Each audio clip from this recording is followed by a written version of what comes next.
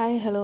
வெளியே கிறிஸ்பியாக உள்ள நல்லா சாஃப்டாக இருக்கிற மாதிரி உளுந்து வடை எப்படி செய்கிறதுன்னு பார்க்கலாம் வாங்க. அதுக்கு முதல்ல உளுந்து பச்சரிசி ரெண்டுத்தையும் நல்லா வாஷ் பண்ணிவிட்டு நல்லா தண்ணி ஊற்றி ஃப்ரிட்ஜில் 1 மணி நேரத்துக்கிட்ட நான் ஊற வச்சு எடுத்துக்கிட்டேன். தண்ணியெல்லாம் வடிச்சிட்டு மிக்ஸி ஜாரில் உளுந்தை சேர்த்துக்கிறேன். அது கூடவே ஃபஸ்ட்டு இதை வாட்டி நம்ம ஒரு வாட்டி கிரைண்ட் பண்ணி எடுத்துக்கலாம். நடுவில் எடுத்து நான் கொஞ்சோண்டு 1 ஸ்பூன் மட்டும் தண்ணி தெளித்து உப்பு சேர்த்து அரைச்சிக்கிட்டேன். இந்த மாதிரி ஒரு 2 வாட்டி நான் தண்ணி தெளிச்சுக்கிட்டேன். தெளித்த தண்ணி சில்லுன்னு தான் இருக்கணும்.